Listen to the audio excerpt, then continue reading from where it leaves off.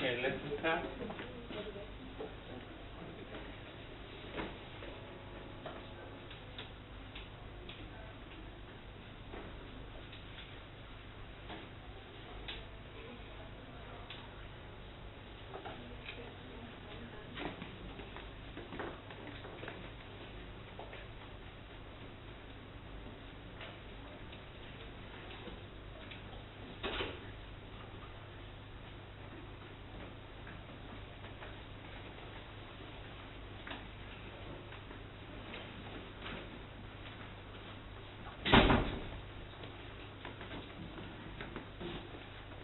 Okay. Good afternoon. So I'm going to continue what I was talking last week. Any question about last week or no? Okay.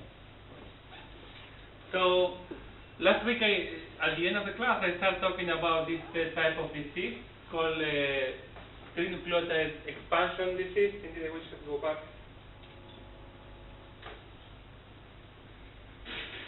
Or trinucleotide repeat disorder. And I told you that in these disorders, what people see that there are expansions of this type of, or these disorders are caused by expansions of this type of triplets in the DNA sequence, either CPG, CAG, or CCG, CCG, or CAA-CPC, but not this other one. So you basically have a disease. You have a disease when these expansions are found in the DNA. And people without the disease will have maybe 30 repeats of this trinucleotide. So until around 30 repeats will not be toxic at all. But more than 30 repeats will start to be toxic. And the individual with more than 50 or 100 repeats will be having this disease. So these repeats can happen, can occur in many types of diseases. Here are only some of them. There are more than 30 different trinucleotide repeat disorders. Many of them are dominant, but some of them are recessive, okay, or semi-dominant. It's a talk last week. It's not really what I want to talk about, but it's there. This slide before that explains how these trinucleotides are generated during replication, the different hypotheses during DNA repair, during replication, etc., etc. So these repeats can be in many places in a given gene. They can be in promoter, and if you have them in promoters, what will happen is that this promoter is going to be expressed at much lower levels. So usually when you have a trinucleotide repeats in promoter, you have a recessive disease. It's just the protein that's supposed to be expressed is not expressed anymore. The same way you have the repeats in the 5' nuclear or in the 3' nuclear, you usually have less expression of the protein. It's a loss of function, so usually it's recessive. So this is exactly, so you can have non-coding expansion. This means expansions in places that don't encode any amino acid in the promoter, in the UTR, or in the intron. Okay, it's clear for everyone? Again, you guys, if it's too slow, speed me up. If it's too quick, tell me to slow down, okay? Because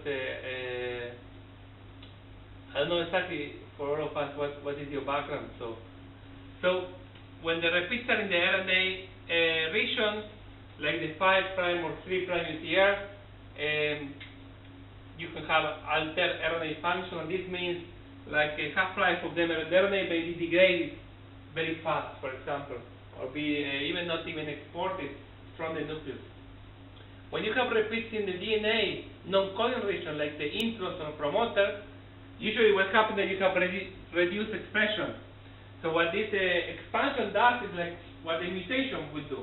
Okay, reduce expression, and in this case, as I said before, the mutation is recessive. Usually you need the two alleles to be defective in order to get the disease. However, and some of these diseases we are going to talk about, but the most famous, I would say, the most famous type of trinucleotide repeat disorder is the one that happens in the coding sequence. When you have now these repeats in the coding sequence, these repeats will now be translated into proteins, and these proteins are going to be toxic, and their toxicity is going to be dominant. Okay, so they are going to be toxic even in heterozygosis. Even if you have one copy of the allele, you are going to be sick. And as you know, that many of the diseases which are dominant and which have an early onset usually are not very common, because the people die before having kids. So this eventually could be very dangerous, because in this case the onset is not so, if you remember, the onset is not so early. That's why some of these diseases are not so uncommon. Okay, so let's first talk a little. Yes. What were you saying before about, so you're saying the extensions in the coding regions are mainly, did you say mainly recessive or dominant? Yeah, when they are in the coding region, they are usually dominant. But when they're in non-coding region, they are usually recessive. I didn't understand, could you, the first one, repeating RNA, what does that mean? Yeah, so, yeah, I think we want to see an example later in the class, but basically what will happen is that you have the RNA transcribed, but either the RNA is not being translated, so you have no protein, or the RNA is degraded, or the RNA will have a no dominant function. You will see, we're going to talk that the RNA is going to bind the protein, which is going to be toxic for the cell. So the RNA itself? The RNA can also have a dominant, it's one example we know about it, it's one example of one disease, but it's very nice because the toxicity in this case is in the RNA, not in the protein, and it's dominant. But to say that the common story here is that the triplets in the non-coding region usually led to lower levels of the gene. It's almost like a loss of function. Okay? Usually when you have these repeats, for example, in frataxin, in FRDA, Friedreich ataxia, you have this repeat of CAA in the first intron of the gene, and what happens is when the RNA polymerase wants to go over this transcribed RNA, is going to fall, because this repeat is very difficult to transcribe, so the RNA polymerase is going to fall, and you will have much less mRNA for this gene, the gene encoding the protein which is affecting FRDA, frataxin. In this case, it's like having a loss of function. A loss of function of this protein, frataxin, should be more or less the same as this insertion. Okay? You have another one, for example, in the UTR, you can have expansion. You can have expansion in this SCAT10 is the intron, SCAT12 is in the 5' UTR.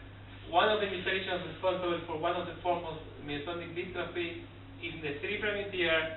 And in the Fragile X, there are different mutations. Some of them are in the 5' UTR, some of them are in the promoter.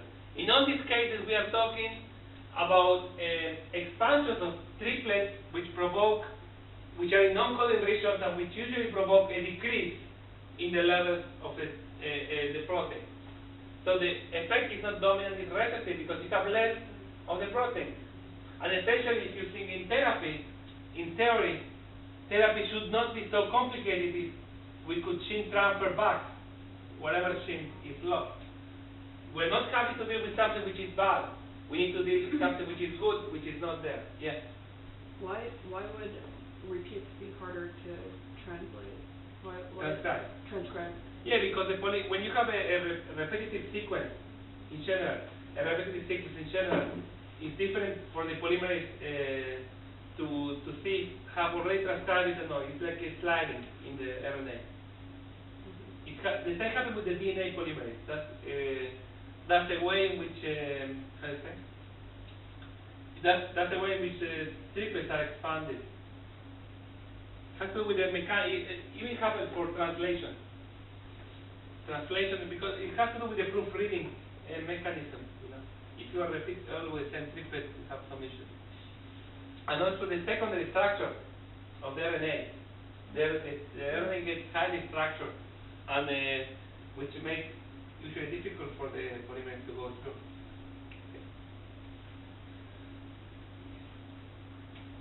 So some of the features of the untranslated triplet repeat are the mode of inheritance, or depends on which chromosome it is, usually are recessive. There are neurodegeneration in a specific neurons, and this is true also for most of the polyQ, which we're going to see later, the ones happen in the coding region. Although you have this mutation in all the body, only a portion of the brain seems to be more affected, okay? Or certain areas of the brain more affected, and in each disease the area change a little. In many of these cases we're going to be talking about ataxia, so the cerebellum will be clearly affected, but in addition to it, you will have other parts, okay? And there are multiple mechanisms of disease. In most of the cases it's loss of function, and at least in one case it's the dominant RNA gain of function, but again, this is the only time people have looked for it. You know, this could be more prominent, but this has not been studied for all these diseases.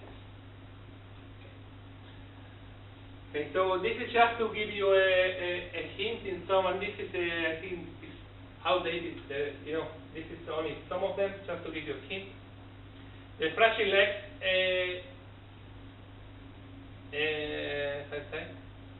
I just want to show you this exactly. What is the protein target in this FMRP? The normal repeats usually you see for all of these guys, which have an expansion repeat, all of these proteins or all of these genes in which will be expansions of triplets. Usually they have triplets, but they have a low number. For example, here from 6 to 60 or 4 to 39. In this range, the person will have no symptoms of the disease. Okay? But once you have more expansion, you're going to start having symptoms, which in many of these cases are like here, ataxia. Most of these are ataxia, and a Fragile X mental retardation. And the idea is that the longer the expansion, the longer the CHE repeats, the trinucleotide repeats, the earlier the onset and the stronger symptoms you're going to have. Okay? So we're going to go, then I told you this disease can be caused by loss of protein function. We're talking of those happening in non-translated regions. So we're going to talk a little about this, the Fragile X and SPRDA. This is just the mutation unit, because the three nucleotide repeats in this case is not exactly the same. And in the case of Friedreich ataxia, the nucleotide repeat is in a gene that's called from a mitochondrial protein called frataxin. And I want to point out that you see here you have from 200 to 1,700 repeats, and in the Fragile X also more than 200 repeats. So you will, when you have repeats in the non-coding regions, the repeats seem to be very, very long, like 200, 300, 400. But when you have repeats in the coding region, even much shorter repeats give you a disease. And this is because the protein is I mean, the RNA polymerase may be able to deal with more repeats than the protein itself. Okay. So basically, this is, I think it's just repeating myself. The repeats are located in non-coding for fragile. Yeah, this is exactly what I told you. Transcription silencing leading to loss of function. And a normal function of disease protein is central. So basically, you have a sort of a loss of function. Okay? Infrared ataxia, this is the most common ataxia. I mean, this is all, you can just take a look, it's just talking about the disease. It's a mitochondrial protein, and the GAR repeat is in the first intron of the gene. And this protein, it is I mean, what is surprising that here you have a protein which is located in the mitochondria, and has to do with it's a protein which is conserved from yeast to humans. So it's a protein essential, and it's highly conserved and seems to be essential for life, at least in higher organisms. And however, the yeast can survive without it, and this is sort of a contradiction. How can a protein which is so conserved from yeast to humans, and you delete it in yeast, and the yeast is still alive, although has some accumulation of iron, and is more sensitive to oxidative stress. And there is a group of proteins which are very important who have this type of group, the iron sulfur cluster, which seems to be more affected in this disease. But again, this yeast, without the frataxin, they are alive. Okay? They are more sensitive to the stress and accumulate iron, but they are alive. And this really is an enigma. Why this is happening? If you try to knock down or knock out frataxin in a fly or C. elegans, you have no organ, no animal. So this seems to have a much more important function in a higher organism, but somehow it's completely conserved in yeast. Why is there? We don't know. And what is even more interesting, and it's not clear what it's doing. No one knows what this protein is doing, and there are a lot of hypotheses, but no one really knows what it's doing. And the truth is that the people having this disease are completely normal until they are around 15 years old, and when they are 15 years old, they have to start developing the symptoms of ataxia, and they start to have problems in the muscles and problems in heart. And this, you need to remember these three tissues give a lot of energy, the brain, the heart, and the muscles. So it has something to do with the energy metabolism, but it's not clear what exactly has to do and what is the relationship between between the iron in the mitochondria and the energy metabolism. Is different when you are 15 years old than when you were 1 year old, because this disease, the individuals are completely normal early in age. Okay? I want to point out, because in many neurodegenerative diseases we have proteins which aggregate, like we talked last time, and we can say, okay, the age is because the proteins are accumulating with time. But here it's a dysfunction, so you don't have the function early in life. Why you need it later? Okay. So there is no therapy for this disease. No therapy at all. There is some, I would say, placebo-like therapies, but the delay of the onset of the delayed survival is minimal with this drug. Okay. So this is one type of disease in which you have a lot of functions, and this shouldn't be very different to having a mutation in the same. You just have a trinucleotide repeat, but you don't have a particular mutation. You have probably the same phenotype. So then you have diseases like I think you have Fragile X mainly here, in which the entity which is toxic is the RNA itself. So the RNA now has this repeat of 3 nucleotides, and please take a look that now the expansion you have is much less. You don't need to have 200 to have the disease. With 50 or 60, you will be already diseased, and in these cases, most of these cases, the disease is dominant. The penetrance is very high. So if you have a long repeat, the chances you're going to develop the disease is very high. So we have now a dominant molecule, which is an RNA. What could the RNA be doing to be dominant? Any idea? Silencing. Some possibility could be, it's a good idea, although it's not in this case, but could be silencing, like generating a small RNAs and silencing some additional output. But in this, in this case, it would be dominant. But no, but there's any other, any other possibility? You guys can think of? Yeah, so that's what's happening in this DM1 and DM2. Basically, what is happening there, this expansion.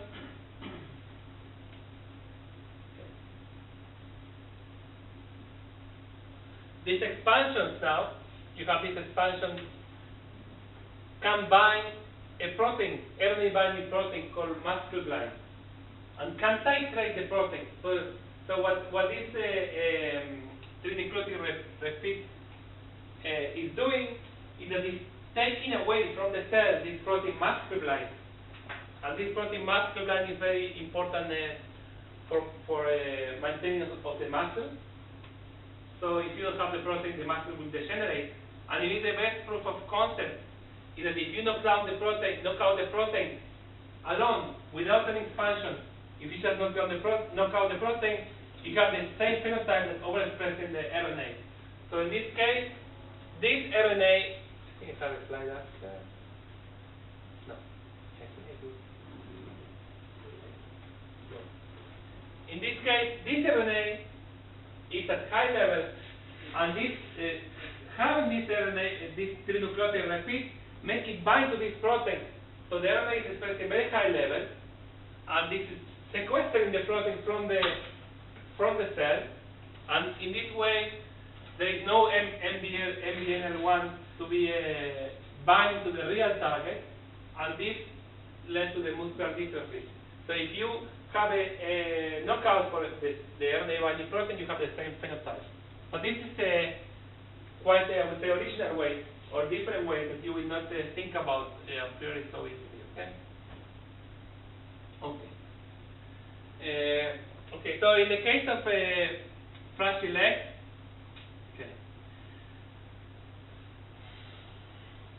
so the expansion is in the 5' UTR, and in this case you have less amount of protein.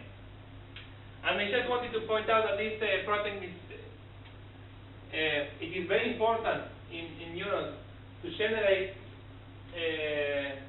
activity-dependent translation. So this protein goes together with the many RNAs need to be translated at the synapse, and they need to be translated upon the stimulation of the synapse. So one question that people wonder for many years is how the mRNA goes there without being translated in the way there. Okay?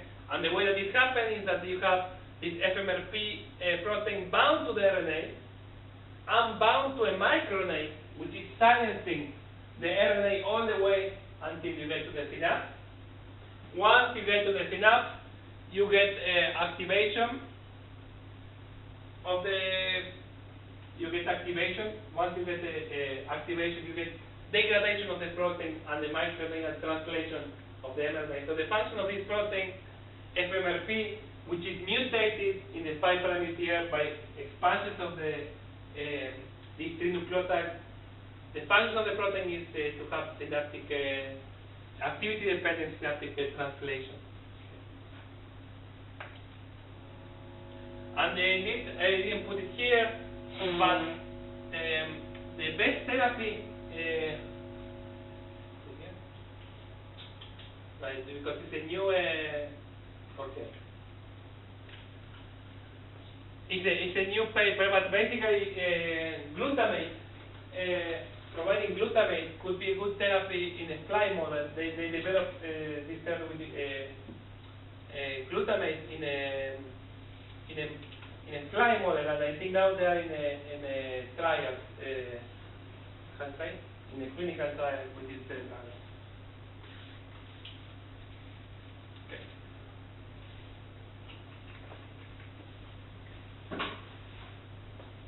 I want to reach to the second part. So,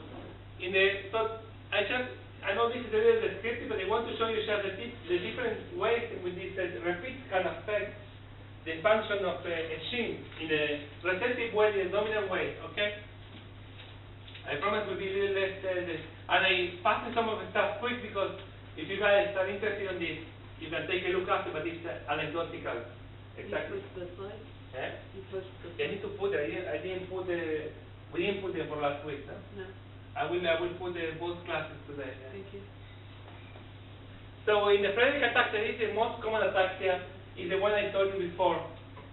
This mitochondrial protein frataxin is involved in it.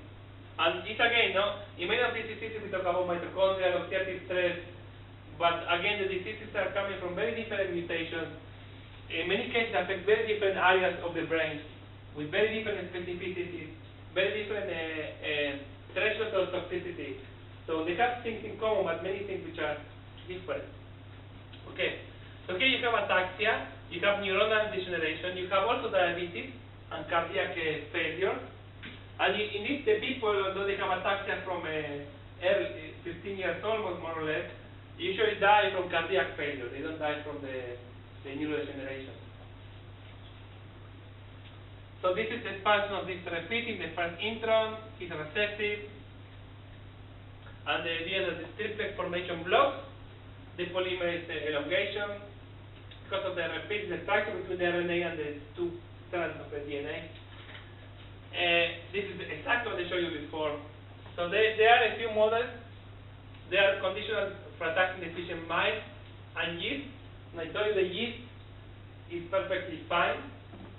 I mean, they have sensitivity to oxidative stress, but the yeast survives fine. Okay. And one of the most promising treatment for this disease is histodeacetylases, like sodium butyrate. And the sodium butyrate, the histodeacetylases, what they do is they open the chromatin structure, so they help the RNA polymerase to transcribe this RNA, despite the fact that it has all these repeats. Okay. So now we're going to, I will talk about Friedreich ataxia later, when I will talk about the flight in the second hour, when I will talk about the Drosophila model that we have in our lab. But I'm going to go now to the coding expansions, and these are very famous diseases. Okay. So in these diseases, you have the expansion of the triplet in the coding region. And because this expansion usually are CHC encodes to glutamine. So these diseases are called polyglutamine disease, because now the disease is in the protein. So you have a protein which has a track of glutamine. In the normal situation, you will have like 6 to 34 or 40, around 30, 40 glutamines in a protein are not toxic. But you have more than 40 repeats, this becomes toxic. And it's dominant. These diseases are dominant, and the penetrance is very high. Okay. The most famous one is the chorea of Huntington or Huntington disease. You probably guys know about it or heard about it. This is in this case you have a protein called huntingtin, which is a small protein which when they have this repeat, it gives you the disease. Okay, you have many of those. Okay, and you have other proteins. This is called spinocerebellar ataxia 1, 2, 3, 6, 7, 17. Okay, yes. Cases where the penetrance isn't 100%, do people know what affects it? Like, I'm guessing diet, smoking, stuff like that, but also genetically is... Yeah, it's a good question. I mean, eventually you will, depending on the number of repeats, you will get it. Just when we say the penetrance is not 100%, if you have 100 repeats, the penetrance is 100%. But in some point, it's just the onset. It's But I don't know what are the. It's a good question. I guess that the genetic factors may be an environmental important for the onset. Did anyone look at ApoE? Yeah, it's a good question. Yeah. No, I said, but the answer is I don't know. Okay. So there's an amazing correlation between the repeat size and the age of onset. So here you have the repeat size. So each dot represents the person and the age of onset, and these are normal. What is this? This is normal individuals, and this is guys with I don't remember for which this is repeat. This is with expansion, but you can say the guys would have more expansion, like 60, 50, 60, 70. They have a much earlier age of onset. Okay? So there is a very strong correlation between the length of the polycube and the age of onset. The longer repeat size, the earlier onset. Okay? They are dominant. They are caused by expansion of the CHE repeat. They are called polyglutamine, and the repeat expansion is not huge, like in the other case, not 200 repeat, 50, 60 give you disease. And what I think is the most interesting about this type of disease is that a specific population of neurons are vulnerable to each disease. So although all of them result in this opens the question whether what is toxic here. If the polycube is toxic, the toxicity should be the same all the time in the neurons.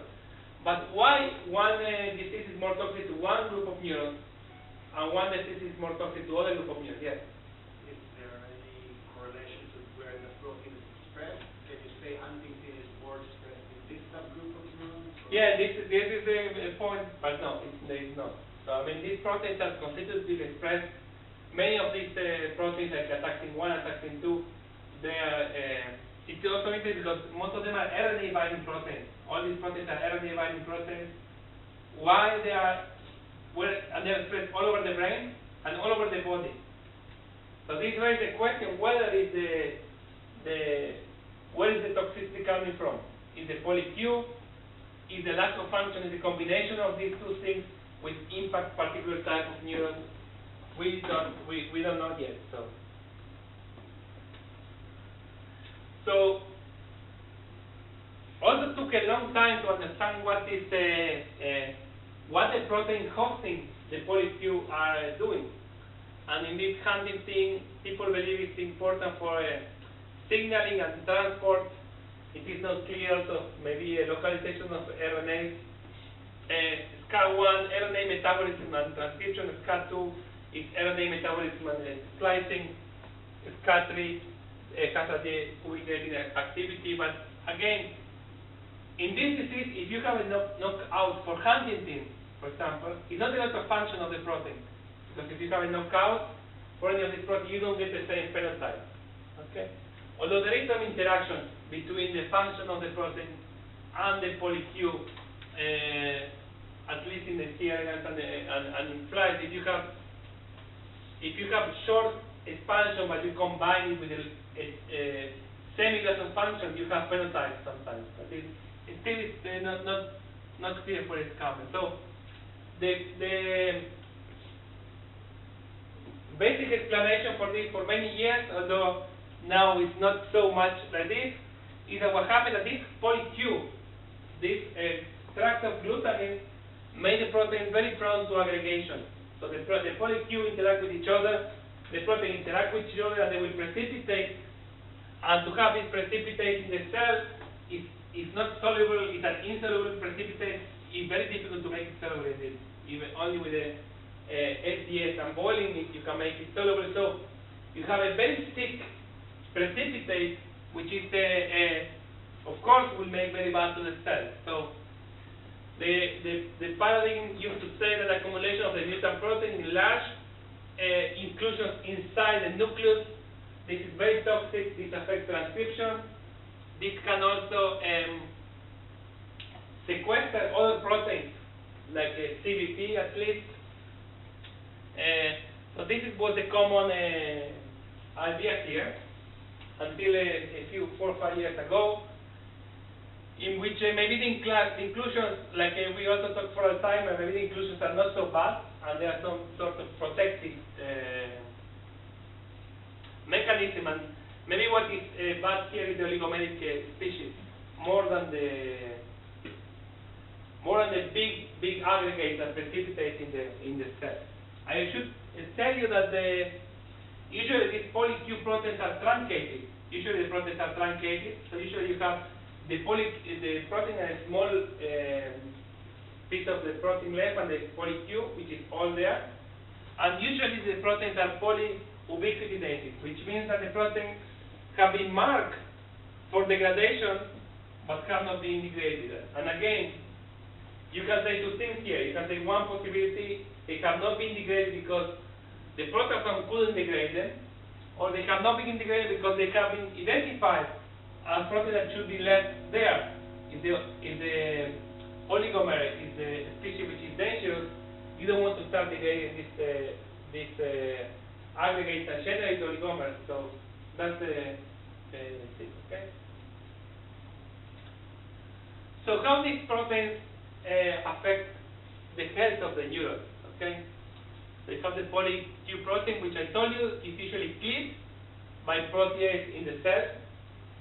And these fragments, now they are misfolded because this track of glutamine makes them very unstable and very prone to aggregation. And these 4 oligomers are also microaggregates. And these microaggregates are supposed to be a very, very toxic species, which can, because this poly-Q can interact with other proteins which have normally a tracts of glutamine. I don't know if you know which type of protein usually have tracts of glutamine, you know? There is a type of protein which it is known to have a lot of glutamine, you know? Transition factors have a lot of glutamine. So many of these poly-Q can interact with transition factors. We have a tract of glutamine and can sequester them. So in addition to whatever effect the oligomer can have by itself, you also have depleting of transition factors. In particular, there is a co-activator, CBP, which has been shown to be very, very strongly bound to this aggregate. Okay. Okay. So because okay, and also this the presence of this aggregate can generate somehow oxidative stress. The proteasome in some cases seems not to be working, and the cell response seems to be affected. And this, after that, led to inclusions. And again, it's the debate whether the inclusions are a protective mechanism to get rid of the oligomers, or they are part of the disease. Okay? Any questions?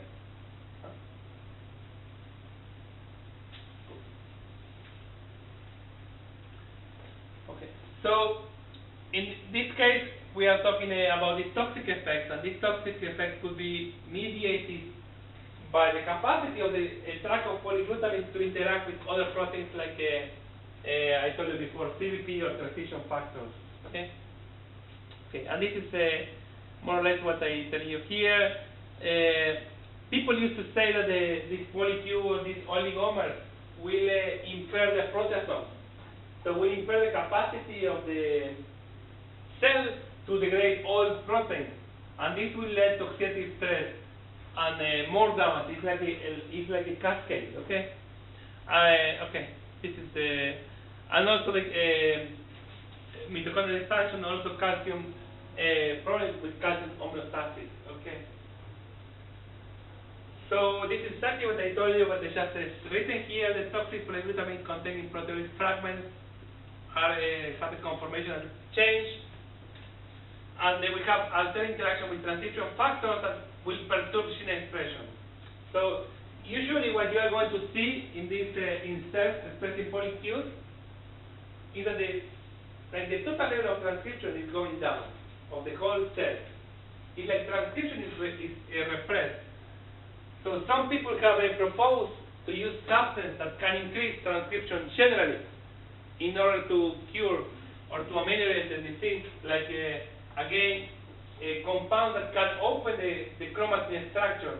And indeed, these compounds work quite well, at least in some of the disease models, like in Drosophila and in cells in culture. But as far as I know, the trials that have been done with the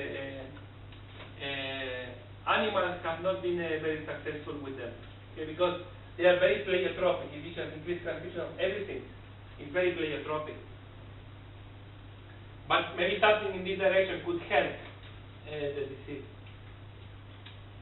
A second thing that you have in the cells, despite this dominant function, because you are repressing transcription or taking away transcription factors, is that you have what we call prototoxic stress. Because now you have a huge mass of protein in the cells which is not correctly folded, which is even out of solution. Okay? So the polyglutamine threshold for disease closely matches threshold for in vitro aggregation.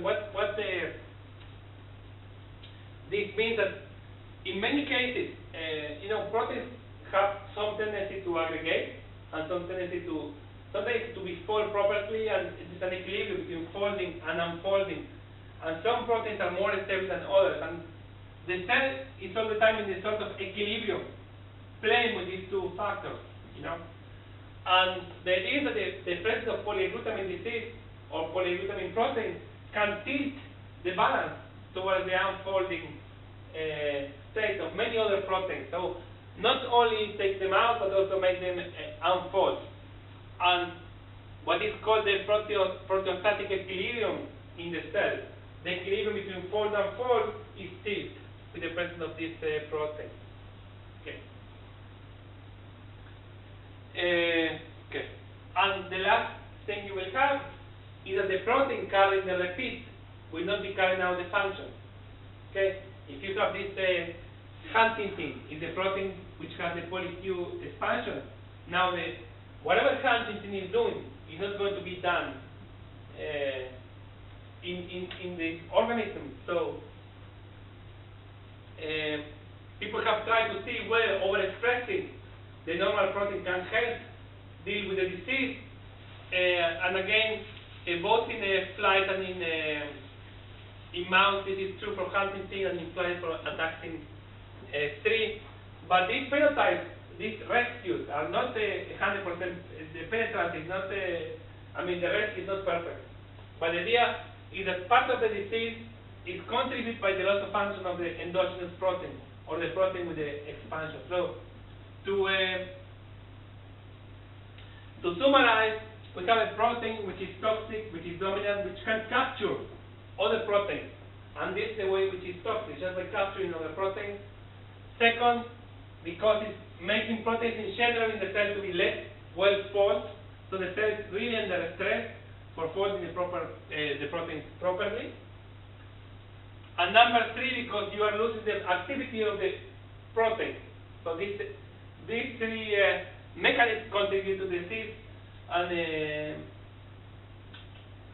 of course this could be maybe the reason why of the neuronal selectivity, depending how is the contribution in each cell type for each one of these problems. Okay. Human and mouse and fly and C. elegans models and even the yeast models show that all these diseases are a consequence of a gain of function. Again, it's not a lack of function, it's a gain of function. It's these 3 factors together. The knockout models don't not recapitulate the disease, and the transgenic knock-in models, especially in full-length protein with expanded. So having the protein with expanded repeat is enough to cause the disease. It's a dominant phenotype. Okay. Any questions? No? Okay. Let's take 12 minutes, okay?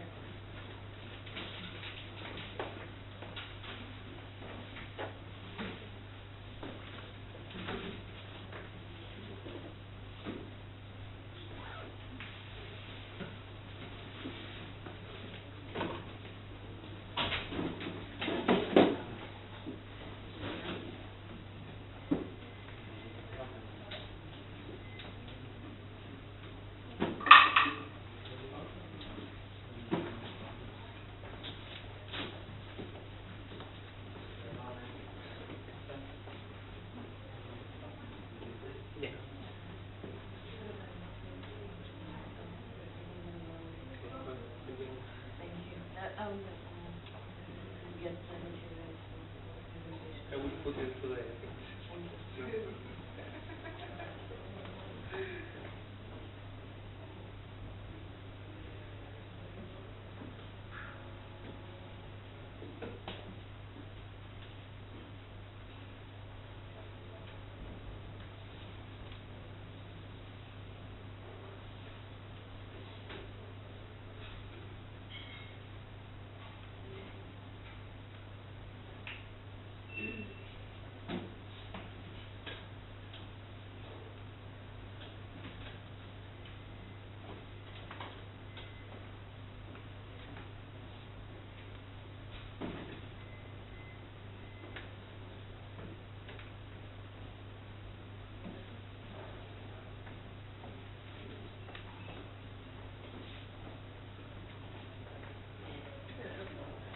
Most of the time, like we have shown that it's a CG regions or like CHA regions or like most of the regions are absolutely CG. I mean like either C nucleotide or like B is there. I mean for sure it's there.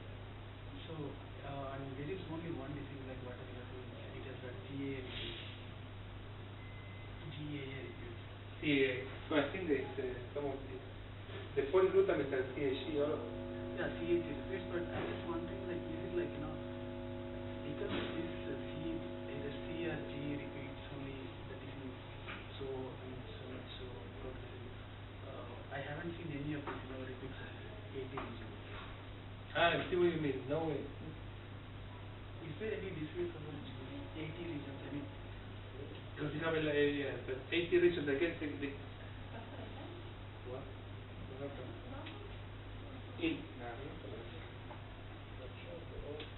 In the 80 regions, you have no problem. The chromatin is the, I mean, the structure, you will have no problem to transcribe it.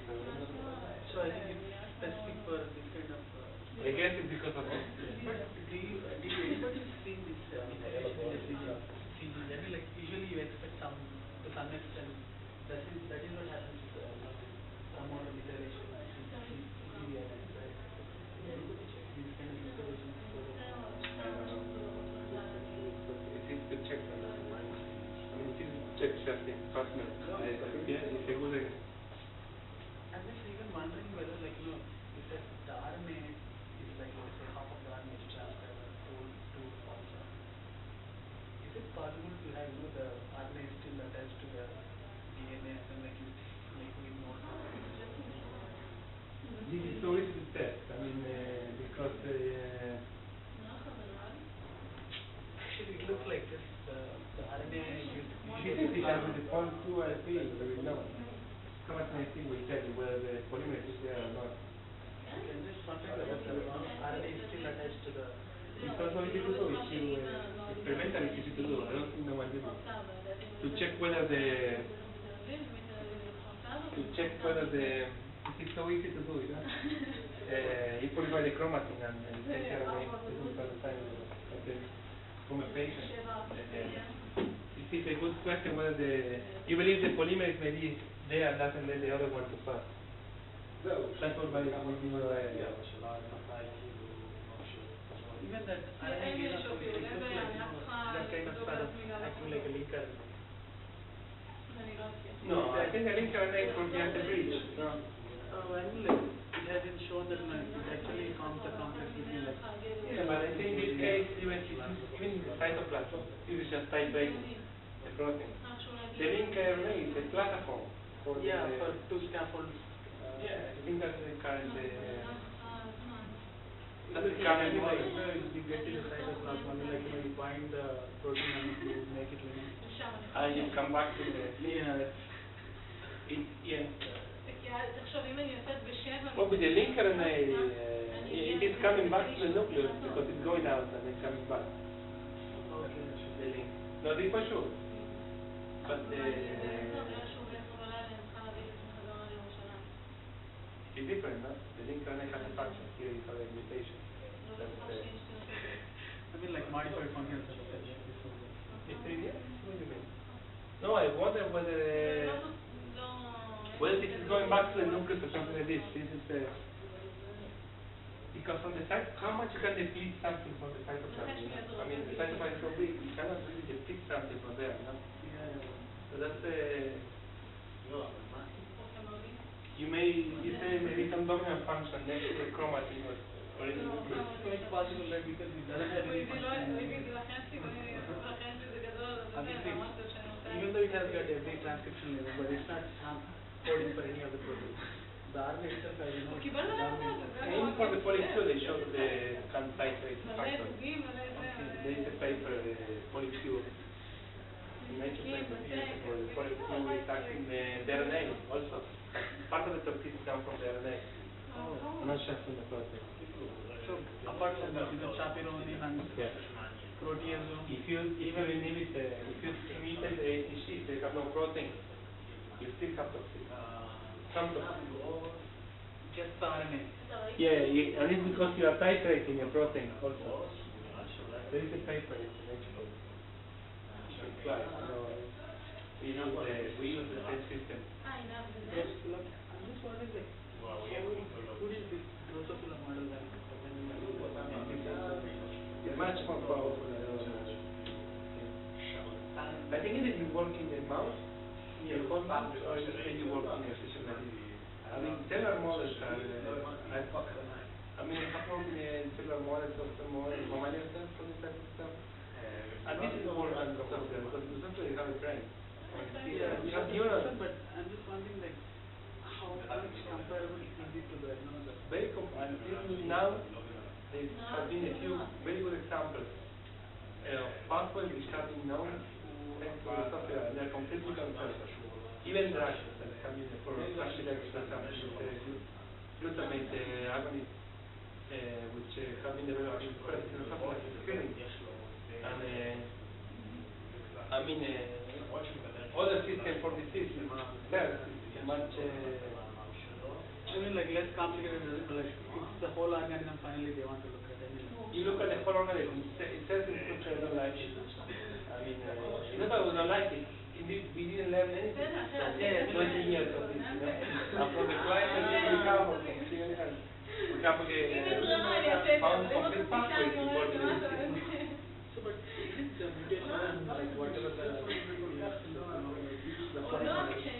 is it exactly different, like, onset and how are you going to study the age related? I just want to talk about this in the next hour. So this is actually So, Drosophila is a good model for especially when they know the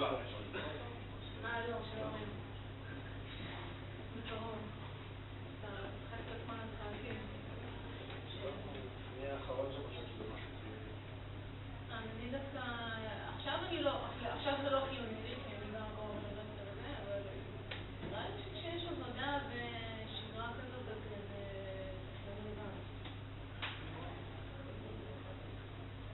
ברור. בסדר, אבל גם אם כשאתה בעבודה ואתה כבר עצמאי לגמרי בבית שלך וזה יכול רלוונטי. כי לא רק לעבודה, אבל אני ממש בעד זה.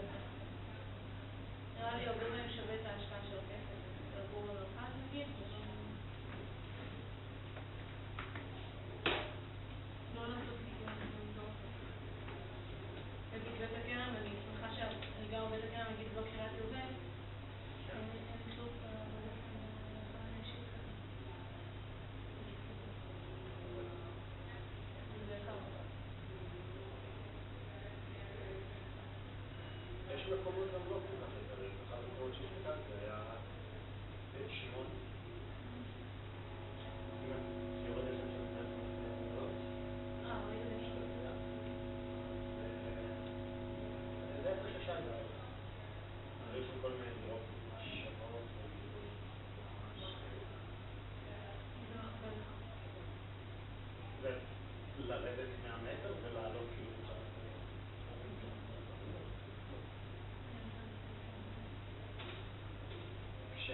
אני יוצאת לכיכר נגיד, שאני רואה גדולה.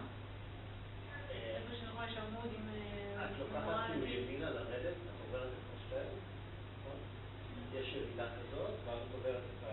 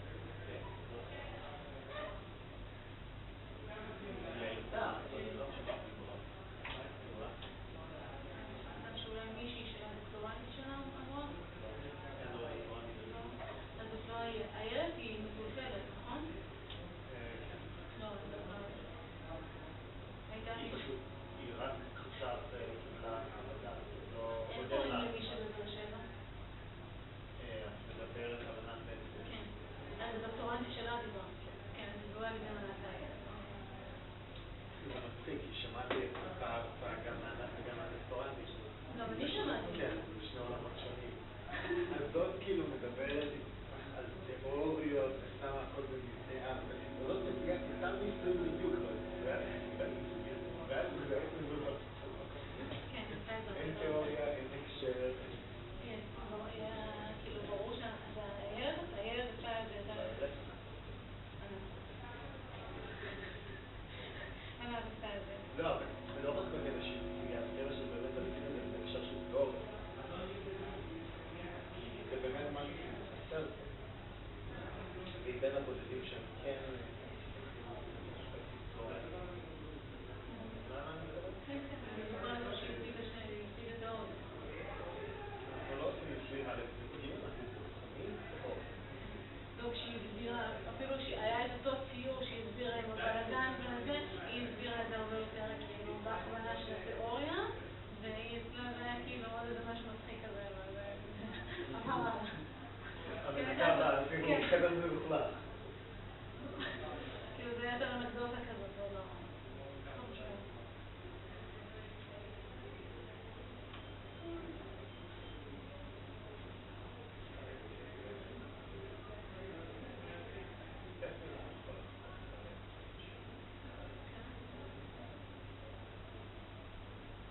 נראה לי שנצטרך בשישי שאני באה לעבוד. 3 ימים לקחתי להביא אותו לאימא קיבלתי אותם ביום ראשון, שני, שלישי כמו בוקר. אם סתם בראשון בוקר ושלישי אחר הצהריים. ברביעית ואז ברביעי לחג.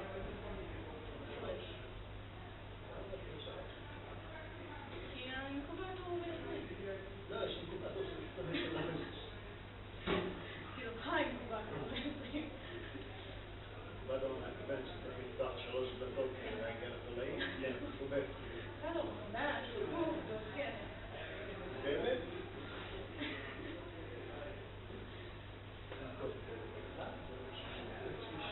אבל לפעמים לא רוצים. אם אתה רוצה את העצמות.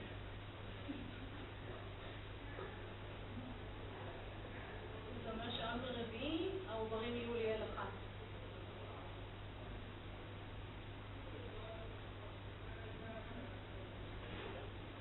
ואז אני רוצה לגדל אותם על... ואז אני שמה אותם על צלחות RNA. אין. שיש לך כבר היום. לא.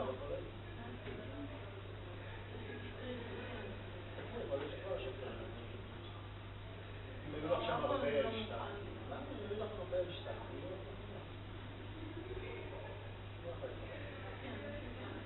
כן, חד רביעי שצריכה לקחת אותם מעל אחד, ואז נגרוע אותם מהצלחות, לגדל אותם לבוגרות, ואז לעשות פיש. פיש, סליחה. בשביל לעשות להם את ההשפעה. כבר דיברת קודם שיעור אחד? לא. מה אתה חושב שיעור אחד? אני כאילו אחרי הבית, אז אני צריכה להריב אותם, כאילו בלייביישן. כן, אני לא אגוע אותם. תגיד לך לא, אתה לא בלייביישן. טוב, אתה בטח יודע שיש לזה השלכות.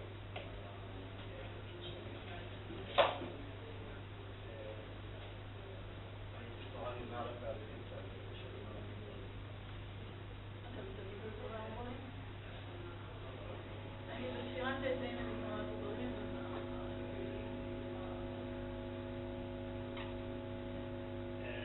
קיצור, זה מה שאני צריך לעשות בשישי, כי אם היום...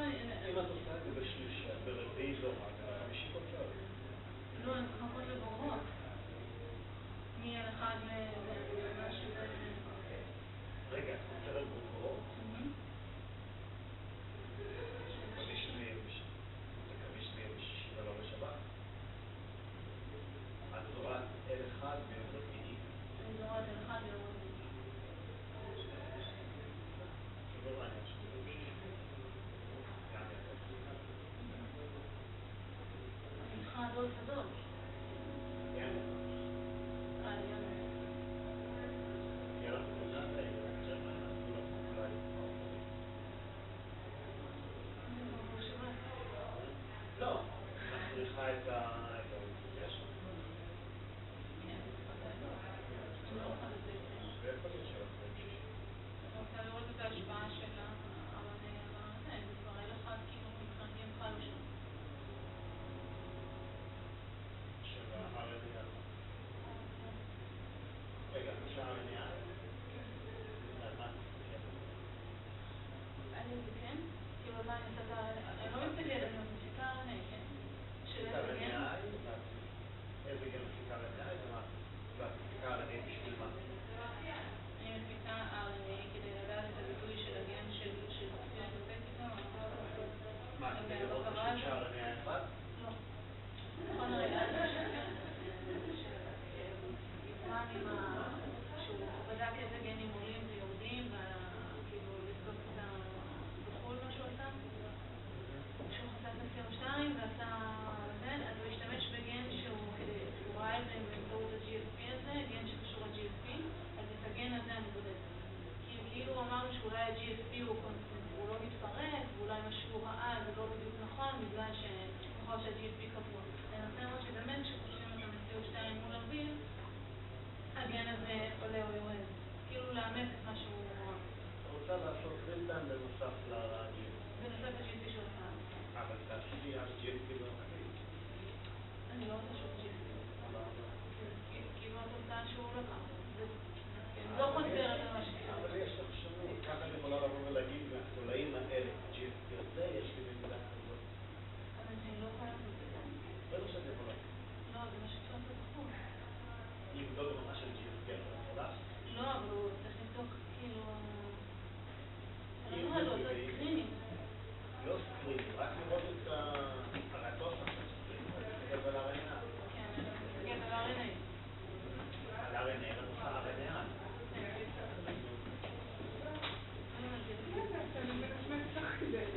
שומעת לך כמה תורדים בצד. אוקיי. Can you just load it up? For some reason I had that on there. I think otherwise now it's whatever. I'm in the dead sea most of those days. Okay. Okay, so I have a good news for you. This is the last hour you have to hear me speaking about anything anyway. But now I'm not going to talk anymore about the expansions and about aggregation. We're going to talk about something else. It's coming now. So basically you got the point. You have this expansion of this make the protein respond to aggregation and you have the disease.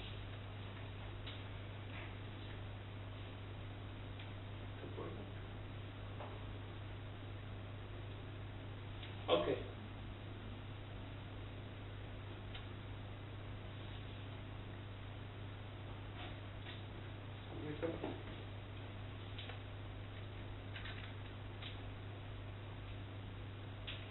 Okay. Okay, so this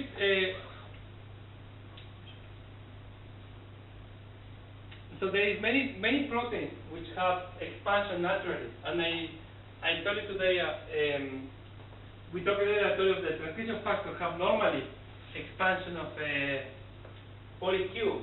So the polyQs make the proteins interact with each other, and this protein with polyQ expansion can then interact with these endogenous transcription factors like CBP or P53 or SP1, okay, and can sequester them from the cell, and now the cell doesn't have the transcription factors which make the disease worse. And these other proteins work important for subcellular localization, like for example SD95, which is quite important in the neurons, RNA processing, receptor degradation.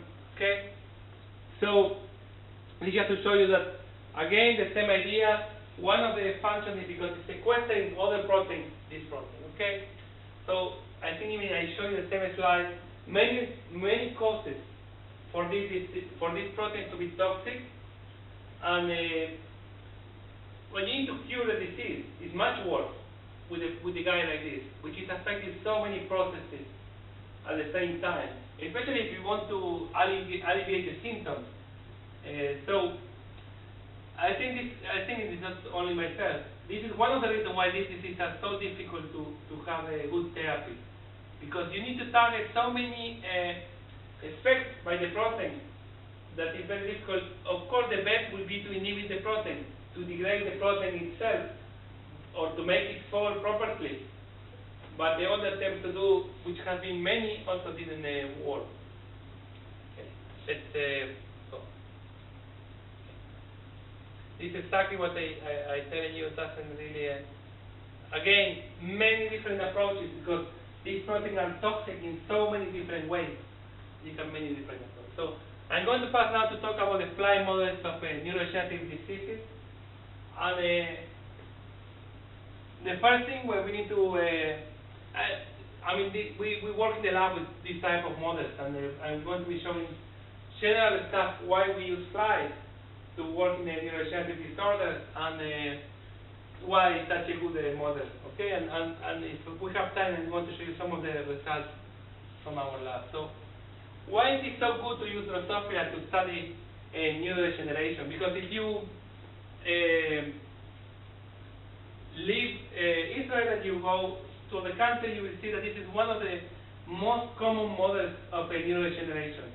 So one of the most common models of neurodegeneration, one of the models which have been more fruitful in discovering new pathways involving the disease, together with C. elegans, by the way.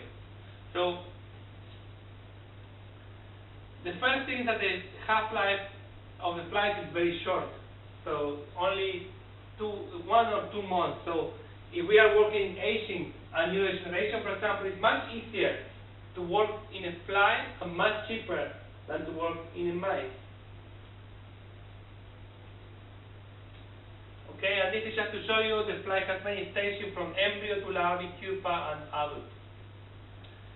Then, despite we believe we are so sophisticated and so important, the neurophysiology of the fly is extremely similar to the neurophysiology of mammals, of humans. Even the molecules and in many cases the circuits mediating this some behaviors are really highly conserved. Okay. And so the Drosophila genome is smaller than the human genome, but the fact that it's smaller is because we have a lot of redundancy in the mammalian genome. We may have a gene A, which is one gene in flies, but it's like 2, 3, 4 different genes in mice. And in this most human disease, genes also exist in Drosophila. So it's like 75–80% of the genes which have known that mutation led to disease, like pink in Parkinson, like tau in Alzheimer's.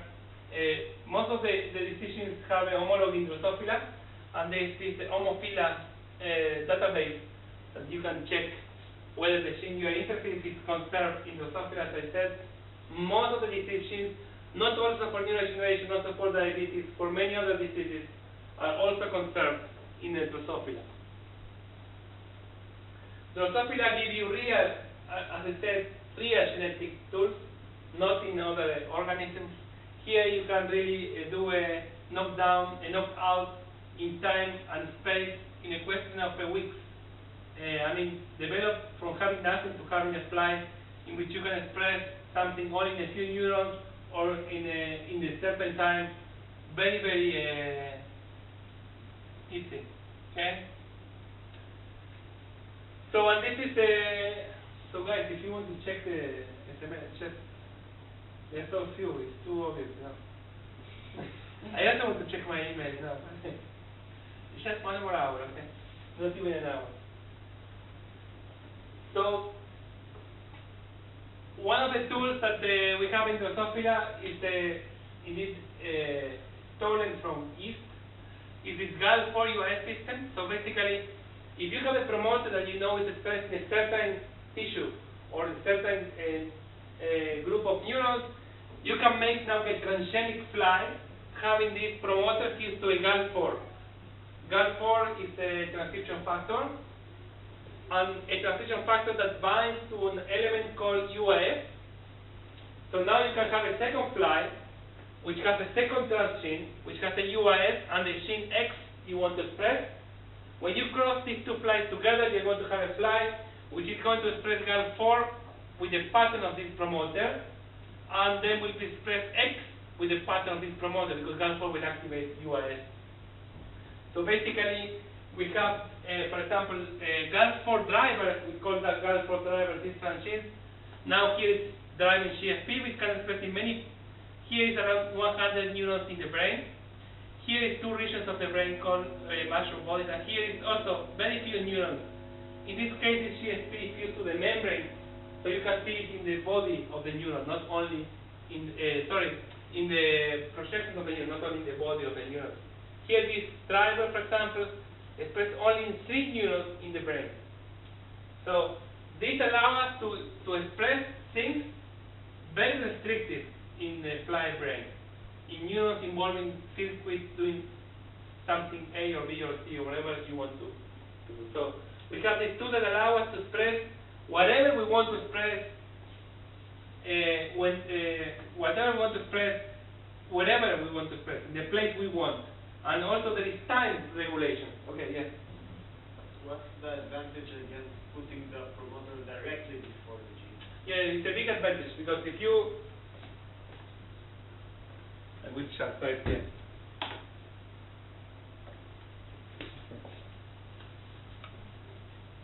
This is a class. I think there maybe. Yeah? Yeah? No? Okay, just do it myself. So let's say you have the promoter A expressing GAL4, and you have a UIS X, and then UIS Y. Here doesn't seem an advantage. Why you don't just use A, X, X, Y? But if you have now B GAL4 and C GAL4 and UIS Z, you need to make 1, 2, 3, 4, 5, 6, 7, 8, 9 slides. And here you did 6. You just do the crosses. Yeah, and you just do the crosses. So if you do the calculation, because I think now there is more than 1,000 GAL4 drivers and many thousands of UIS. If you do the calculation, you will see that it is much economical doing like this. And also, there is a new element that has been introduced a few years ago, which is temporal resolution. So you can express whatever you want, in the place you want, in the time you want. So you can conditionally express something. Yeah. Amplification. Also, the amplification is true. This is a good point. The GAL4, you have many GAL4 molecules for each promoter molecule. So you have amplification. And this is a huge amplification. Because GAL4 protein is very stable. So one GAL4 can make bind to many UIs sequences. Okay. So the GAL4 system can also be used to inhibit expression of any given gene at any given time by the use of what we call RNAi concept. So we have these hairpins that can generate similar to siRNA. So there is at least 2 public consortiums which have generated genome-wide RNAi lines. So if you go to these places, you can buy a fly to knock down whatever gene you want, and each fly is $2. We're not talking about HRNA. We are talking about this fly. Each fly will cost you $2. So you can do a full genomic screen for any gene you want in time and space. And this is a transgenic RNA library. You have 22,000 transgenic flies, which knock down 12,000 genes, which is most of the totally has 14,000 genes. Yeah, has 20. Yeah, I know. Smart animal. Yeah. So how can we model a neurodegenerative disease in Drosophila? And again, if you just go to PubMed and you put this, you will see there's hundreds of papers on this in a very good journal. I did someone did a calculation that if you want to publish a paper in nature science or neurodegeneration, you need to work in Drosophila. The chances much higher than you work in any other system. Just play with the probabilities, no? How many papers they are, how they are published, and how they are ranked. So, how we model the neurodegeneration in Drosophila? In the case of the dominant diseases, it is quite easy because you can just generate a UAS neurotoxic fly.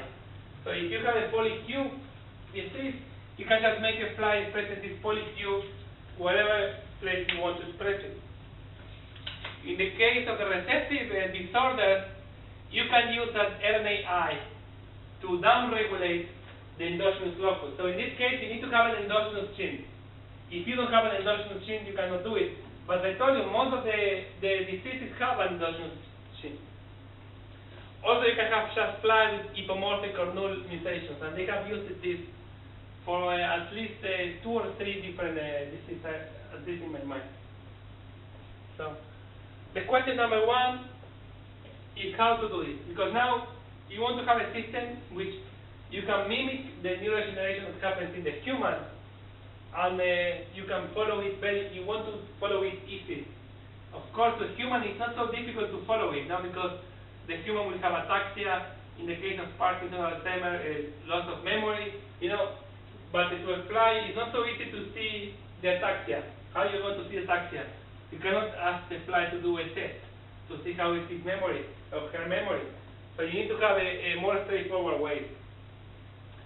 So usually what happens, and this is just telling you just already the result, when you express this, especially with the dominant protein, but also the case for the RNAi, if you use all the neurons or all the fly, like you will believe this is what mimics what happened in the human. No, I just changed it from the other computer. It's like from the other version. So basically, one thing you could follow is when the fly dies. If you express all the neurons, the fly will die earlier. In many cases, even this will be lethal during development. So one way to do this is following lifespan. If you express it in some neurons,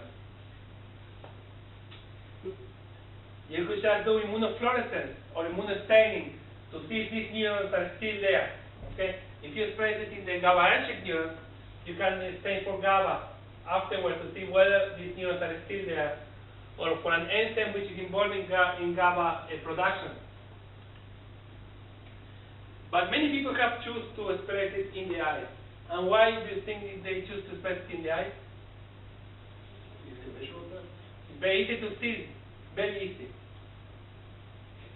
Because you just take a look under the microscope. You don't need to open the brain. You don't need to do immunostaining. You don't need to open the brain. You just need to look at the fly under the scope. And if the eye is dead, the fly is alive. So if you have a very toxic neurodegeneration, the fly still will be alive. But you will be able to measure the phenotype by looking at the eye. And after all, the eye is formed by neurons. They are neurons. They are not it's a very special type of neuron, but in the eye is formed by neurons. So the fly eye has a very organized architecture which is extremely sensitive to expression of neurotoxins. And this is the structure of the compound eye of Drosophila, and the way it looks, and the way the section will look. And when you this is the control fly, this is the way the fly looks. This is under the microscope. And this is a section of the eye will look like this. If you cut it like this. When you express a protein with this is in this case is a UAS with a very short polycube, only 30 repeats, the eye looks more or less normal.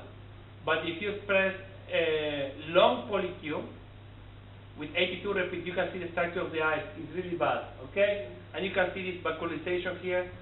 This eye is really degenerating, okay? Okay? No? Okay, so then you get, it's very easy to see, very easy to follow.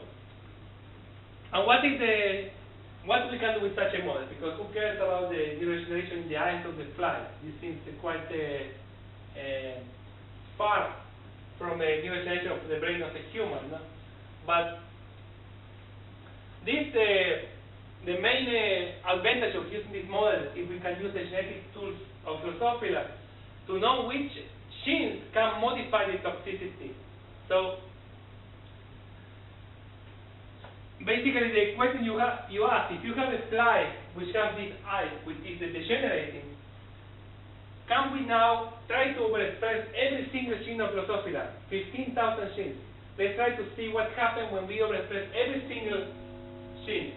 Because if we overexpress a gene which is involved in the progression of the disease, for example, if the disease indirectly or directly is decreasing the level of the protein A, overexpression of protein A should increase a little, make it a little better. No? We agree? No? You don't agree? Tell me, guys, I can see that you're quite bored. You want me to go slower or faster? What will help? Faster. Faster, okay. Everyone agree? No. No. It's slower? Yes. Just talk about something else, maybe? So, let's imagine you have a fly with this disease, okay? The eyes is quite bad, okay? What is the advantage of using Drosophila? Is that now we can take this fly and we can overexpress in the eyes every single gene, one by one, okay? We can take 15,000 flies, cross it with this fly, and have flies overexpressing every single gene one by one. And each one of the flies, we can see whether the eye is better or it's worse. If the gene we are overexpressing helps the disease to cure a little, this will mean that the disease is targeting this pathway, directly or indirectly. Yes? But you might be missing out because maybe it's a combination of two or three genes. Yeah. But the question here is that you have a degree. Let's say you have a score for how the eye is. So you can have it a little better. Doesn't have to be completely rescued. Even a little better, I think I will show you the picture. A little better will be a hit. You may be missing hits because of interaction between different pathways. You may need many of the things. On the other hand, you can also do RNAi screening. So you can do the same screening, but now doing RNAi and see what makes it work. And this is what you can do in Drosophila, because you have lines, you have public lines that allow you to overexpress any single gene you want or to suppress any single gene you want. And this type of models have been very useful to discover pathways involving neurodegenerative diseases.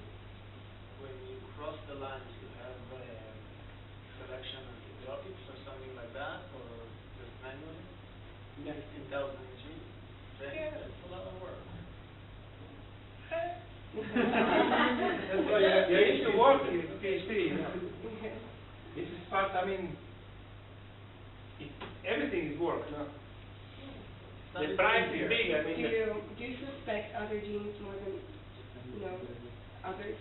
But Some genes more than yeah, so the first thing people did is like directed screening. They say, okay, this must be chaperones. Let's check chaperones. Yeah. But this is not, this is not fun, no? Because you want to find, all the link with RNA binding proteins was found in this screening, in the Drosophila. If not, you would not be thinking the RNA has anything to do with the toxicity of polyhero. Because a priori, you can think on chaperones, oxidative stress, what else? But they have discovered from the first CSK3, some phosphorylation of tau has been found in this type of model that was not suspected at all before, but the phosphorylation of the aggregates are important. RNA binding proteins, RNA metabolism being important. And then there is at least two other stories with the amino acid metabolism, which seems to be completely unrelated to this. How this pathway will affect, and we don't know, but this, Amino acid metabolism regulates tau pathway, which is important for generally recycling proteins. Yeah, but I think in this case, it's not the. I don't. You're talking about the LSP6 and the EA4, the translation. Eventually, yeah. With the IGF. The IGF and the aging and I know. But I think this was a was thought independent. It's a current biology paper. which has been done in a yeast and then in flies and then in mouse. It's a different story, which is quite strange. And there is also one with the Huntington, not published, I don't remember how was the story. I mean, they have found modifiers even in this screening from 2003, 2004, which I still have no idea what they are doing. I mean, there is omega, this omega is a non-covalent RNA. They have no idea how this non-covalent RNA suppress neurotoxicity almost 100%. So let me just show you how they look. This is some of the modifiers. So you start, I think this is a suppressor, this is an enhancer. You see, these are just different fly lines. I think they're very fly, no? Yeah. So this is for example, no, I don't have it. No, I have a very good slide, I don't know why I took it away, in which you have the one they fly, the one with the disease, and how it is rescued. And this one here is a rescue. The rescue is quite good with some of the suppressors. So when people have done this type of screening, they didn't do 15,000, you know, I think the 6,000, 7,000.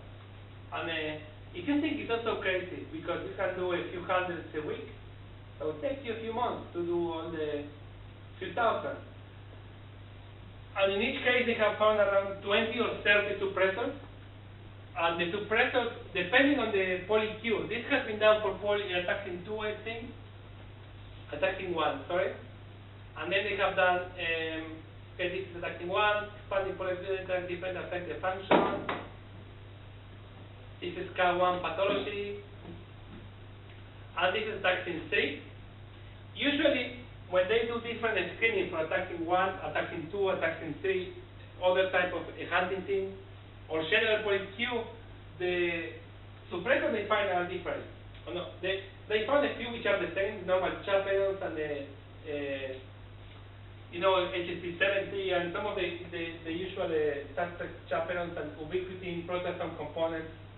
But then the other proteins are completely different. Especially the RNA binding proteins, you will find these screening RNA binding proteins in both cases, but they're going to be different. But it's not clear whether it was just chance or whether this is the case. Okay. Okay.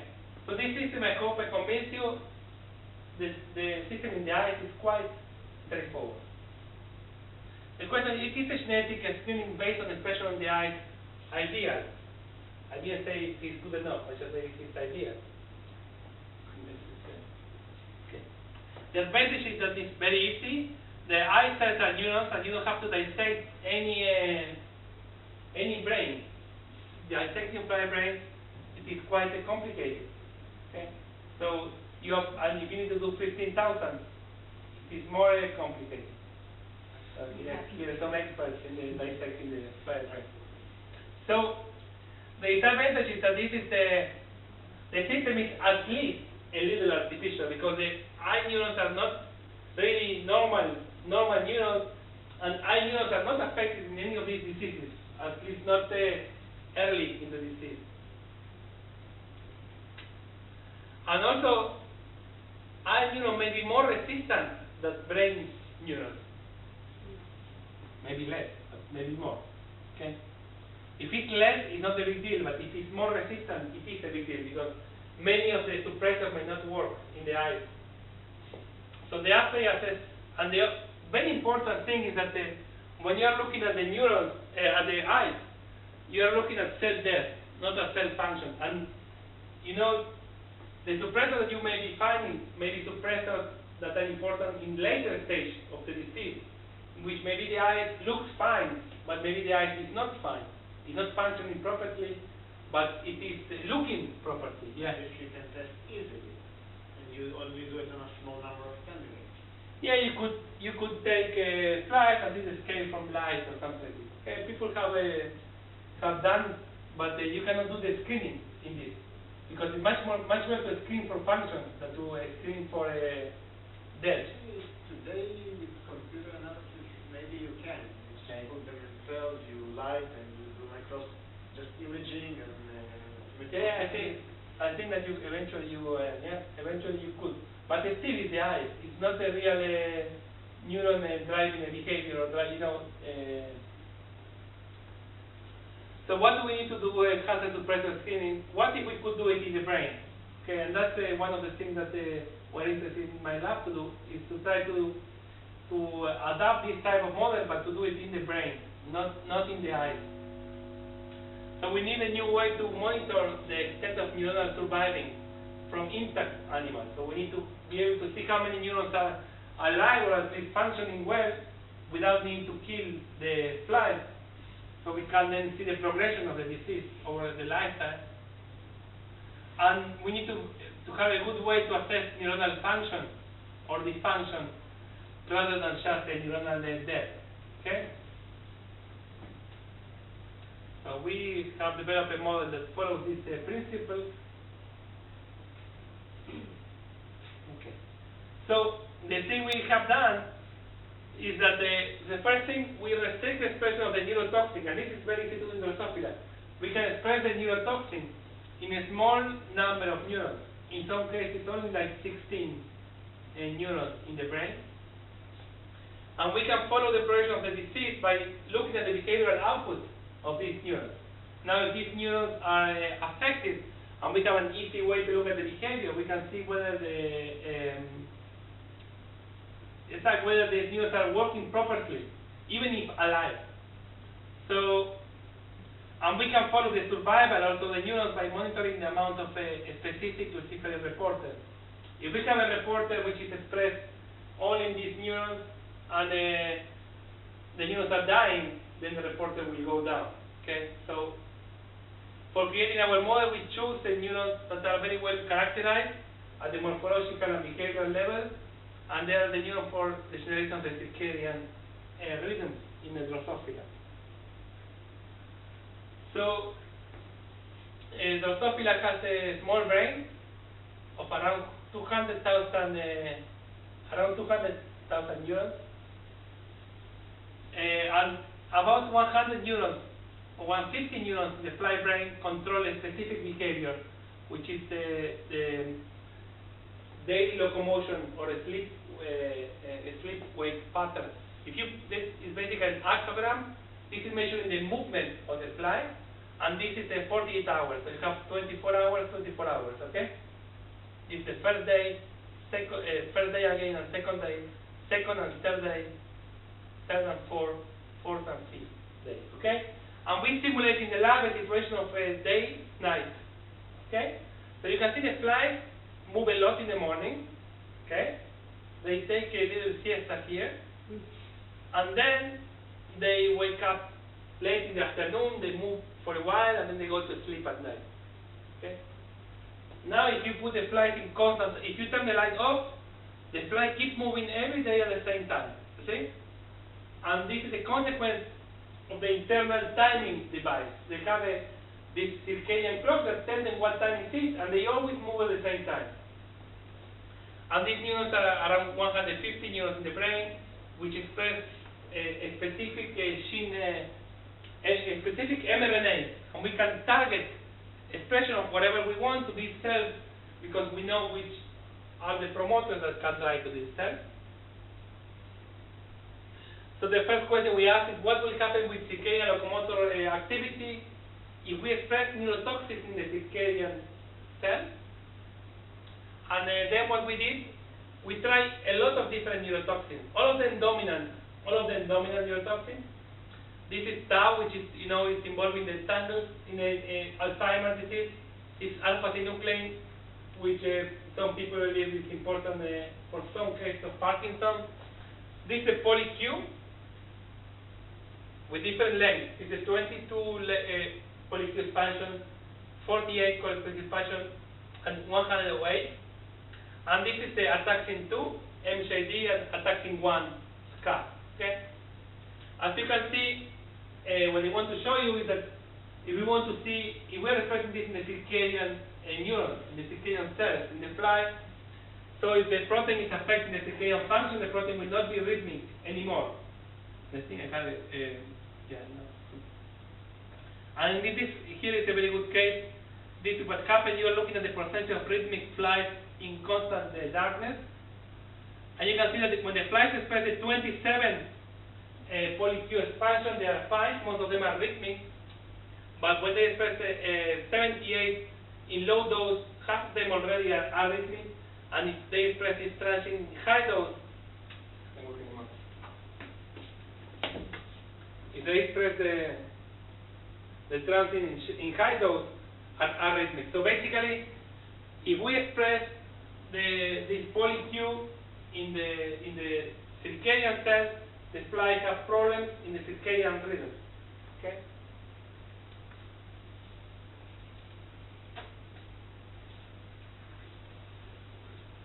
So the question, how can we look?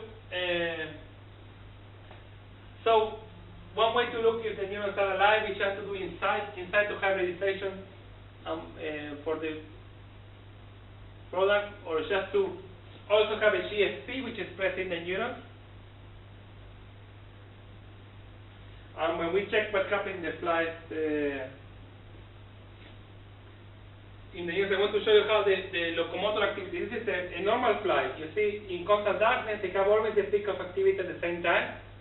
But in the fly expressing this neurotoxin, you can see that they have no clue what time of the day it is. If you look at a clock gene product in a control fly, you can see all the neurons there. But in this fly expressing this very strong poly-Q, you can't see anything there, neither by in situ or by GFP. They are not dead. Have the other slide. So the neurons, we can use another marker, which is the PDF. This is the neuropeptide expressing in a small subset of these neurons. The neurons have this PDF. The neurons have this PDF neuropeptide. They have the neurons. The neurons are alive. They are just very, very sick. So they are not expressing the other circadian gene products. But yeah, but it's under the circadian promoter. So you could argue that this is the thing. And okay. So basically what we say from here is that the behavioral marker seems to be marking an effect in these neurons even before the neurons die. Maybe not so much before the neurons die, but before the neurons die. And looks like the neurons lose the capacity to have a change in gene expression even earlier. And I have 2 minutes left. So. This system has another way we can monitor the function of these cells, or the function of these cells. These cells, or the circadian system, led to cyclical expression of many gene products. Okay, so we can have flies which have a promoter which is expressed only in this neuronal, in this circadian cells, which should be cycling over the time. This is directing luciferase, and we can measure luciferase from intact flies, from fly legs, from fly heads, from fly wings. Okay. And in this fly, this whole fly, you can see that when you have a normal fly, you have X levels of luciferase coming from all the clock cells. Okay. When you have different, this is just 3 different lines which express the poly-Q protein at different levels. This expresses a little, this expresses more, and this more. So there is a dose-dependent gradient here. The more you express toxic protein, the more you affect the gene expression pattern of this cell. And we try to show that this is differential. In the head, seems to be more sensitive than the wing or than the whole fly. And this probably because the neurons in the tissue in the head is more sensitive, maybe because this maybe mimic the property in what happened in humans. Okay? And we use the same principle and disclose it because someone could say, okay, this is very particular for the cells or in the circadian system. We tried in a different system, which is the dopaminergic neurons in flies. In flies, dopamine modulates female sexual receptivity in Drosophila melanogaster. So what we try to do is to see what happens when we express this poly-Q protein only in the dopaminergic cells, which are not a lot of cells in the fly. We only express in the dopaminergic cells, and now we look at we do a courtship assay in the female, and we see whether these females now are having less courtship with the males, okay? And indeed, yeah, that was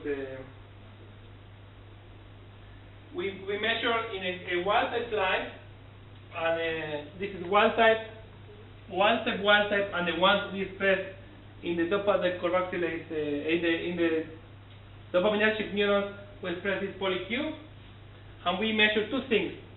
Now, first, the time to mate, and second, the copulation time. And the idea is that the only thing which is controlled by dopamine is the tendency to mate. But once they are mating, everything is normal. Because someone can say, okay, you express it in the dopamine cells, the flies are very sick. But as you can see here, only the time to mate or receptivity of the female is affected, but not the copulation time. And what this means, again, by targeting this MJD to a very specific subset of neurons, again, a few hundred of neurons in the brain, we can affect a very specific behavior without, indeed, these slides, for example, the circadian locomotor activity are perfect. The circadian rhythms are perfect. So we can target a very specific sex population and study the sensitivity or how do you say? The sensitivity to toxins, and eventually we are now trying to do a screening in flies for which is screening in the brain, not in the eyes. Okay, so I will let you guys then. Any questions? Thank you. No. Welcome.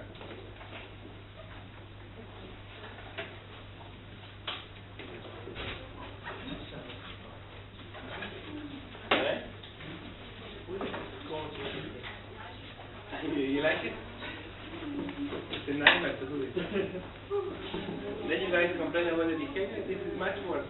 You need to be yourself and then you look at the class. Yeah. Okay, one of them.